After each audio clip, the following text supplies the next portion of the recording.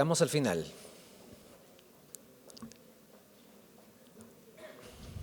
En primer lugar, saludar a Patricia Andrade, la viceministra de Educación, a León, mi compañero consejero, a Patricia Arregui, que también es consejera, que está sentada en el auditorio, a todos ustedes especialmente, por haber aguantado el proceso duro, pero muy rico, al cual el Consejo ha convocado y ustedes animosamente han venido. En segundo lugar, me toca comentar un poco lo que acabamos de presenciar, que son las conclusiones del trabajo que ustedes han venido teniendo, pero también un poco también hacer unos comentarios respecto al proceso en general de estos 2 días de trabajo. Primero es recordarle que este encuentro es un encuentro que es el 7º de 6 que ya han sucedido a nivel nacional. No están ustedes solos, sino que somos parte de una gran comunidad a lo largo de todo el país en encuentros macrorregionales. Y no solo eso, sino que también han habido algo más de 45.000 personas que han respondido las encuestas respecto a lo que debe ser el Proyecto Educativo Nacional 2036. No solo han habido 45.000 personas en todo el país que han respondido a esto, sino que han habido más de 500 reuniones a lo largo y ancho de todo el país y algo más de 34 reuniones específicas tocando temas que no necesariamente han sido específicamente recogidos en los grandes temas que estamos tratando a lo largo de lo que es el esfuerzo del Consejo Nacional de Educación en coordinación con el sector de educación para poder conseguir este documento que realmente sea expresión de lo que nosotros estamos buscando, que sea la educación de nuestro país al 2036. Yo quisiera solo hacer algunos otros comentarios específicos respecto a lo que se ha presentado. El primero de ellos tiene que ver con esta manifiesta expresión que cuando pensamos la educación para toda la vida, que cuando pensamos la educación que tiene que darse a lo largo de esta trayectoria del proceso a través de cual las personas cuando nacen y son ciudadanos peruanos y dejan de ser estando en la tierra, comenzamos a pensar en cosas interesantes. La primera de ellas tiene que ver con el tema de la intersectorialidad. Es decir, es imposible pensar una educación para toda la vida que exceda la institución educativa específica de un colegio o de una universidad o de un instituto o de un nido. Pensamos que es imposible hacerlo sin el concurso de todos los sectores que conforman el Estado. Pero la segunda cosa también es, y me ha parecido súper interesante, la presencia de lo que ha dicho en varios de los slides el tema del sector privado. Y cómo vemos que cuando pensamos la educación a lo largo de toda la vida, a lo largo de la trayectoria del ciudadano que nace y pasa toda su vida en esta tierra que nos vio nacer, claramente se desdibuja esta suerte de frontera, de límite entre lo público y lo privado, porque es imposible pensar un esfuerzo de un país que piensa su educación si es que enfrentamos lo público y lo privado. El tercer elemento que quería resaltar tiene que ver con una cosa que ha faltado en lo que se ha presentado y es la poca presencia de lo socioemocional en la discusión. Y eso tiene que ver con un elemento que es un gran reto para pensar la educación en nuestro país. Porque normalmente cuando uno piensa los procesos formativos o los procesos educativos siempre están atados a el contenido, que es una tradición enorme que tiene nuestro sistema, pero también ahora con la exigencia del nuevo currículo nacional, la exigencia a nivel de la educación superior, técnica, universitaria, respecto a la formación en competencias. Y ahí es donde encontramos un vacío en lo que se ha presentado y que tenemos que buscar profundizar, que tiene que ver cómo incorporamos en esta lógica el tema socioemocional, el tema del bienestar, el tema de la felicidad, el tema del éxito, entendido el éxito no como tener, sino como ser más en comunidad, como ser más en comunidad con un propósito, como ser más en comunidad con un propósito, con un objetivo común como peruanos. Ese elemento es una cosa que falta. Y quisiera simplemente cerrar esta intervención de parte mía respecto a 2 puntos. Uno primero, respecto al tema de la secundaria. Creo que con corrección los grupos que han estado aquí hablando han mencionado la necesidad de entender o de repensar la secundaria pero en la lógica de la adolescencia. Porque en el fondo la respuesta de la secundaria supuestamente responde a la adolescencia. Y allí tenemos nosotros un nudo que arreglar. Porque los estudiantes, que son adolescentes antes que estudiantes, no encuentran en la educación formal una respuesta real a sus necesidades. No los formamos para ser ciudadanos, no los formamos para el trabajo y no los formamos para ser ciudadanos. Entonces, ¿para qué van a la secundaria? Y eso tiene que ver con la comprensión que está cada vez cambiando a mayor velocidad de los adolescentes, de los jóvenes en nuestro país. Y claramente no estamos dando pie con bola.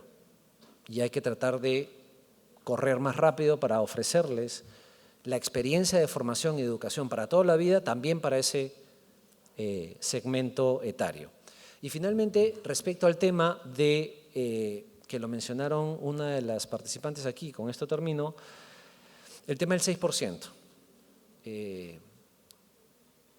Hay que desmitificar el tema del 6%, porque lo que importa es cuánto del presupuesto de la República se asigna al sector educación, pero además no solo cuánto del porcentaje del presupuesto general de la República se asigna a educación, sino cómo se gasta mejor. Porque podemos tener 6% del PBI, pero gastamos mal, y eso no tiene sentido. Entonces, tratemos de cambiar la mirada, de exigir que se gaste mejor, que se gaste con calidad y que se gaste donde se necesita, y no donde es suntuoso, donde no va a tener el efecto de enfrentar los problemas que está teniendo adelante el sistema educativo. Entonces, exijamos cada vez más que nuestros gobernantes, los que gestionan la educación en nuestro país, gasten mejor, que cada sol llegue con mayor cantidad de efecto y de impacto en la vida de todos y cada uno de los peruanos, no solo de los que están entre cuatro paredes en una institución educativa, porque esa es una parte de la discusión. Parte del propósito que planteamos del Consejo Nacional de Educación tiene que ver con permitir de que rompamos la lógica que la educación solo sucede en la institución educativa, cosa que no es correcta. Muchas gracias. Muchas gracias. Estaba pensando en toda esta complejidad, ¿no?, de visualizar el futuro comparado con analizar el pasado. Cuando uno hace un diagnóstico y uno tiene datos, registros, evaluaciones de lo que ha ocurrido del pasado, uno tiene una posibilidad de sistematizar y de decantar, digamos, ideas claves para explicar qué nos pasó, por qué logramos o no logramos lo que logramos. Frente a eso, cuando queremos pensar el futuro, esas herramientas se convierten en insuficientes, débiles, porque tenemos que construir los datos, tenemos que armar la matriz conceptual que nos ayude a incorporar lo imprevisto, lo que todavía no ha ocurrido, lo que todavía no se ha inventado, las conmociones sociales, culturales, tecnológicas, disruptivas que todavía no han ocurrido, y cómo a partir de eso planteamos una visión que tenga una cierta sensatez, una razonabilidad, a pesar de la ausencia de datos, la ausencia de referentes académicos consolidados respecto a lo que va a venir, porque obviamente, por definición, no sabemos lo que va a venir. Y yo creo que esa relatividad es la que nos obliga a pensar el futuro desde una perspectiva autorregenerativa, es decir, nos hemos trazado una visión, pero continuamente la vamos ajustando, afinando, en función de los datos de la realidad que nos van señalando o nuevos acentos o nuevos caminos. Y entonces es bien importante que ustedes tomen nota que todo lo que ustedes han dicho hoy, si tuvieran que decirlo el próximo año, probablemente ya lo hubieran dicho distinto. Y dentro de 5 años y dentro de 15, sin duda, más aún. Pero nuestro objetivo no es hacer un pronóstico y que nos aplaudan porque acertamos en el pronóstico. Nuestro objetivo es hacer un planteamiento para que nos sirva de norte, que nos sirva de brújula, que nos sirva de meta, de sueño, y donde tengamos que ir corrigiendo, vamos corrigiendo. Y en ese esfuerzo esperamos que todos ustedes nos acompañen en el Consejo Nacional de Educación a la hora de elaborar, reelaborar, reformular continuamente el PEN, de tal manera de que no parezca que hay un PEN para los 15 años transcurridos que se cierra y ahora empieza otro PEN para 15 años que no tiene mucho que ver con el anterior, sino más bien que veamos que de alguna manera el PEN se reactualiza, se actualiza constantemente.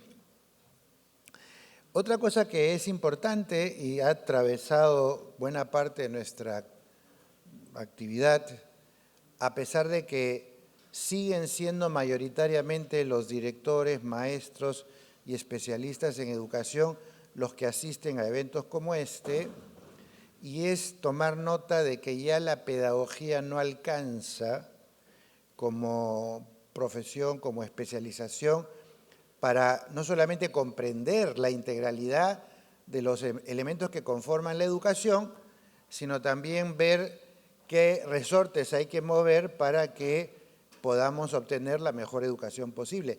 De ahí que la intersectorialidad, la interculturalidad, la diversificación de profesiones que intervienen en los análisis, en el diagnóstico, en los pareceres, en los saberes, tiene que ser cada vez más diverso. Otro elemento que me parece importante es la pregunta que yo me hacía durante el evento: ¿cuántos de nosotros, incluyéndome, hemos podido estar media hora o una hora sin mirar el celular? Y mi impresión es que, no sé, pues salvo que se les haya malogrado el celular o no lo hayan traído, el que menos va mirando pues todo el tiempo, ¿no?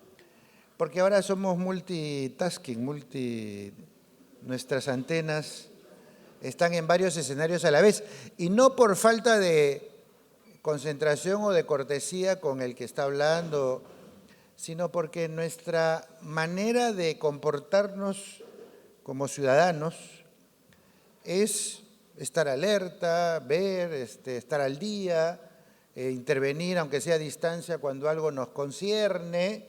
Esta es nuestra forma de ser ciudadanos. Y entonces eso nos obliga a preguntarnos dos cosas. Primero, ¿no será que a los alumnos le pasa lo mismo?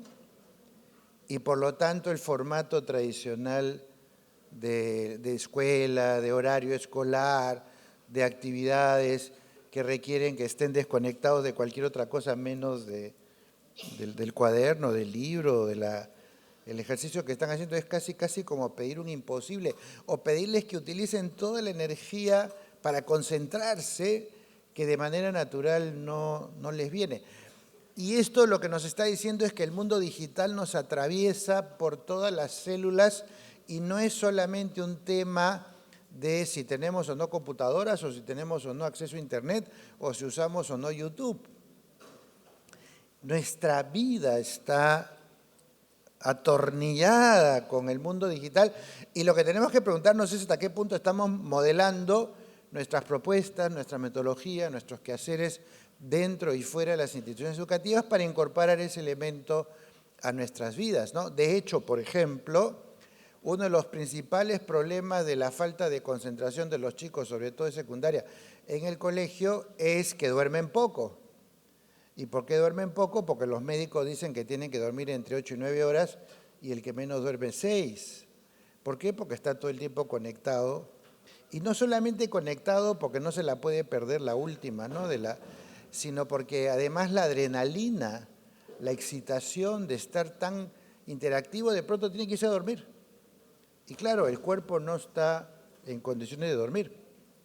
Entonces, algo que concierne al mundo digital, pero que impacta en el sueño de los chicos, que impacta en su disposición a aprender en un formato que mantiene el horario de entrada al colegio a las 7:30, 8 de la mañana, cuando los chicos todavía no han despertado, etc.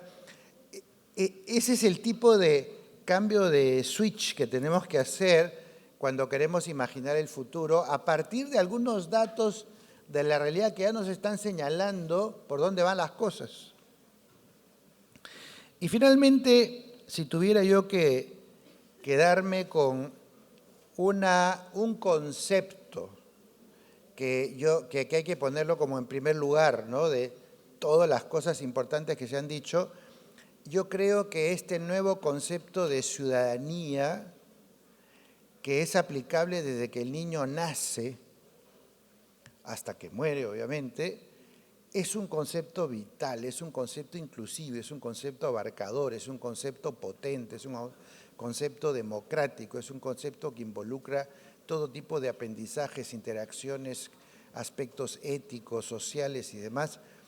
Y creo que si nosotros empezamos a fortalecer nuestra vocación por construir ciudadanía, vamos a estar mucho más cerca de tener una sociedad de bienestar que si seguimos pensando que ciudadanía solamente es algo que se estudia en un curso de educación cívica o en algunas actividades cuando los chicos están en secundaria y que les enseña un poquito los deberes y derechos que establecen las normas legales, como si no tuvieran ninguna relación con su día a día, con su interactividad cotidiana en todos los espacios en los que se mueve. Y si hubiera que quedarse con un slogan, una frase clave de todo lo que se ha hecho, yo diría que es: si lo queremos, se puede. Muchas veces cuando uno ve un vaso medio lleno, medio vacío, hay una discusión ideológica, está medio lleno, medio vacío, ¿no? Los pesimistas dicen está medio vacío, los optimistas están medio llenos, los funcionarios públicos dicen está medio lleno, los opositores dicen está medio vacío. Es decir, pero lo importante es que está a la mitad. En eso coinciden todos. A lo que voy es a que podemos mirar las cosas de distinta manera, con distintos signos, con distinta valoración, pero lo que es importante es que eso que está a la mitad se vaya acercando cada vez más a estar lleno. Que esa educación todavía faltante de calidad, de equidad, de garantía de acceso para todos, de desvalorización de los más vulnerables, cada vez se vaya llenando y cada vez sintamos que estamos llenando el vaso.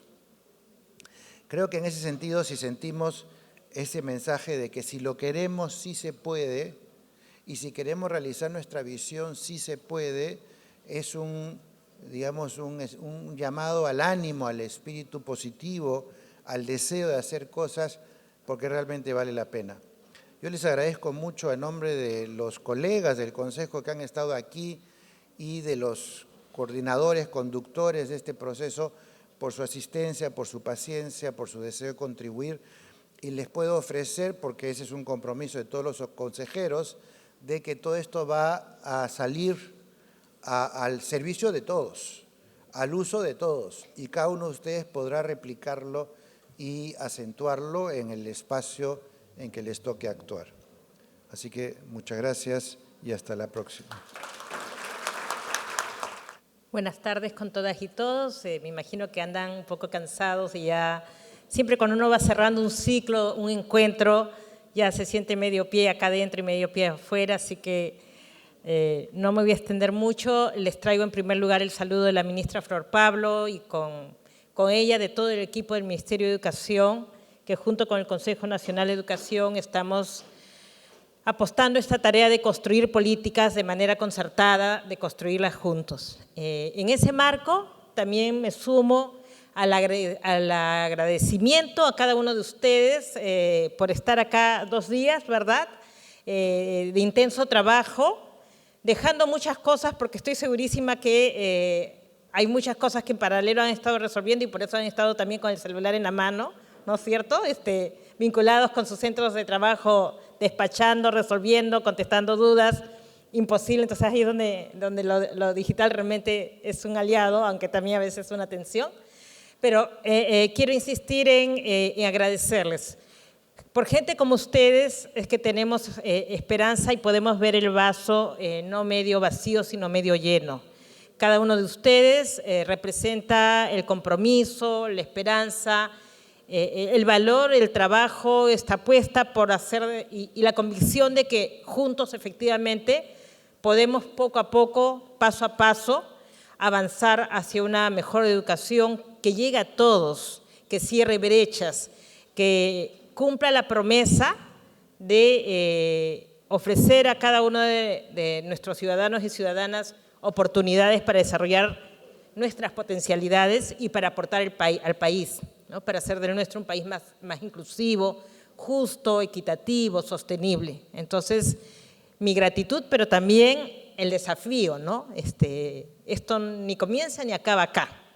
Este es parte de una serie de macrotalleres y habrán otros eventos, pero además cada uno de ustedes es como el germen que tiene que el compromiso, la responsabilidad ineludible, inevitable a estas alturas, de ampliar en sus grupos de referencia lo que aquí se ha discutido y de extender más allá estos temas, ¿no? Tanto el Consejo Nacional de Educación como el Proyecto Educativo Nacional, el vigente y el que está en construcción, son un símbolo para un país como el nuestro, en el que el diálogo es escaso. El Consejo ha sido siempre el símbolo de que conversando, dialogando, buscando acuerdos, promoviendo la participación, es que realmente podemos construir país y construir políticas sostenibles. Y esto es lo que se ha materializado acá. Sin embargo, y acá viene el desafío, y son dos ideas básicamente las que quisiera compartir como reflexión antes de cerrar, es que entiendo y por lo que he leído que hay niveles y niveles de diálogo.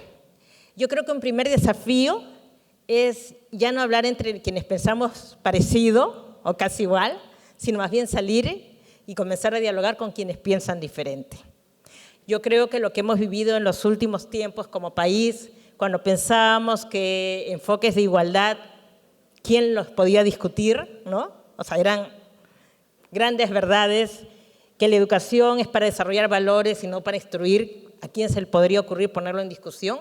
Pues hemos visto que sigue en discusión, ¿no es cierto? Más allá de que el Poder Judicial haya cerrado ciertas decisiones. Entonces, ¿eso qué es lo que nos ha demostrado? Que a veces somos un poco endogámicos, ¿no es cierto? Entonces, es rico discutir entre quienes pensamos semejante porque enriquecemos y tal, pero aceptemos el reto y el desafío de hablar con quienes piensan diferente, con quienes piensan muy diferente, porque el consenso se tiene que ampliar y creo que ese es uno de los grandes retos que tanto el Consejo como cada uno de ustedes tienen y tenemos nosotros como Ministerio de Educación. Tenemos que tender puentes. El nuestro es un país muy atomizado, siempre andamos más buscando diferenciarnos que juntarnos. Entonces, comenzar a construir redes de conversación donde comencemos a identificar en qué cosas sí debemos y es posible ponernos de acuerdo. O quizás sea muy difícil, pero sí tenemos que avanzar. Ahora escuchaba en la relatoría que se habla de la familia, yo me ponía a pensar, ¿es la familia o son las familias? Cuestiones tan básicas como esa, pero tan trascendentales como esa, son las que tenemos que poner en discusión. Entonces, de verdad, salgamos a buscar y a ampliar el consenso. Es posible que encontremos quienes tienen puntos de vista absolutamente, con quienes quizás ya es mucho más difícil tender puentes. Pero yo creo que entre unos y otros hay mucha gente que a veces por desinformación o por no tener la oportunidad de dialogar y de ser escuchados, porque también a veces nos impacientamos y desde nuestra verdad, ¿a quién se le ocurre que esto no puede ser cierto? Entonces, entramos a un diálogo que es más unilateral. Creo que también tenemos que aprender a escucharnos y creo que también ese es un desafío para la construcción de políticas que sean sostenibles, que realmente se basen en consensos sostenibles y profundos. Ese es un primer reto. Entonces, busquemos en qué no estamos de acuerdo y sí debemos de estar de acuerdo para avanzar. Y una segunda reflexión que quería un poco, que me suscitó escuchar las reflexiones, los acuerdos, las conclusiones, es cuánto del PEN al 2021 sigue vigente, ¿no? El 80%, el 70%, el 90%, el 95%, el 100%, el 150%. Entonces, si sigue vigente, ¿qué tiene que cambiar? El nuevo PEN, ¿qué es lo que tenemos que poner de distinto? ¿Qué hemos venido haciendo que ha funcionado y qué es lo que hemos venido haciendo que no ha funcionado? Y eso también creo que es otro reto y este es un reto sobre todo para ustedes, bueno, nosotros como educadores que somos. El primer reto del diálogo es para todo ciudadano y ciudadana del país. Como país, toda la sociedad tenemos que aprender a dialogar.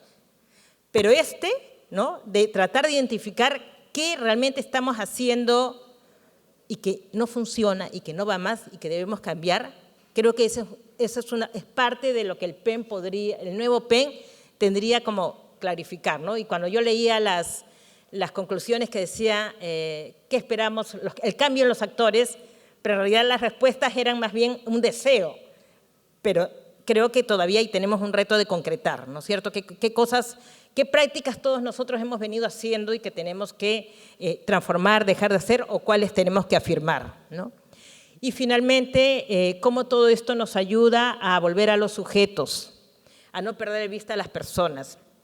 En ese sentido, saludo que haya este nuevo enfoque, y quizás eso es lo nuevo del PEN al 2036, que comienza a mirar el ciclo de vida, que comienza a pensar en la primera infancia, en los niños, en los adultos mayores, y creo que por ahí hay una buena pista. Nosotros también desde el pliego, desde el Ministerio de Educación, es algo que estamos buscando mucho avanzar, porque efectivamente funcionamos muy atomizadamente, y entonces creo que por ahí hay una pista, ¿no?, muy clara, cómo hacer para que todos nuestros esfuerzos tengan como punto de partida el sujeto y no nuestras demandas sectoriales, ¿no? Y yo ahí comparto una experiencia que cuando era directora de Básica Regular la vivía cotidianamente, ¿no?, cuando estábamos trabajando el currículo. Y venía cada sector y decían que en el currículo también esté, no sé, cultura tributaria, que en el currículo esté contenidos de la seguridad vial, que en el currículo… O sea, siempre andamos pensando desde lo que debe ser y nos olvidamos rápidamente qué necesita el adolescente, qué necesitan los niños pequeños, qué necesita el adulto.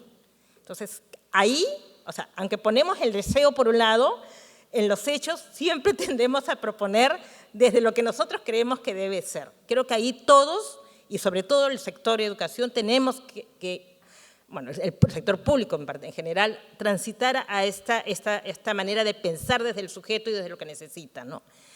Y bueno, eso es un poco de compartir las reflexiones. Creo que quedan muchas cosas para hacer. Sí quisiera contarles también que desde el Ministerio de Educación estamos embarcados en formular políticas, la política del adolescente, estamos trabajando en la política de educación superior, estamos actualizando la política de educación intercultural bilingüe, la política de ambiente, la política de docente, y entonces ahí compartimos la tarea, Consejo Nacional de Educación. Sé que ha habido muchos trabajos sobre estas áreas, necesitamos hacer más sinergia, vamos a convocar en realidad a todos ustedes y aprovechar ya todo el camino recorrido para nutrir esta construcción de política, porque las políticas que se están trabajando en el Ministerio de Educación van a terminar justamente en lo que acá se ha demandado, presupuesto. Para poder implementar una política, para pasar del deseo a la realidad, necesitamos costear. Entonces, ahí la invocación de sumar, ¿no?, de ir juntos con ustedes, con nosotros, Consejo, Ministerio de Educación. Ya vamos a convocar a una reunión para marchar juntos y sumar tanta riqueza de diálogo, de debate, de estudios y de investigaciones que se han hecho. Bueno, creo que habría muchas cosas más para decirles. Escuchaba y decía, oye, ¿cómo acá no estamos comunicando bien? Estas cosas que no se conocen, pero creo que de hecho habrán más oportunidades. Reitero el agradecimiento por estar acá, por el esfuerzo, por sus energías, por su aporte, y reitero también la invocación y el desafío que cada uno de ustedes busque a otros que no siempre piensan igual y comencemos a preguntarnos cómo así podemos construir un pacto común por la educación que afirme compromisos, que permita que dejemos de decir la familia y hablemos de las familias y que sin temor hablemos de la diversidad, entre otros aspectos. Muchas gracias. Cerramos este evento. Persigue el proceso.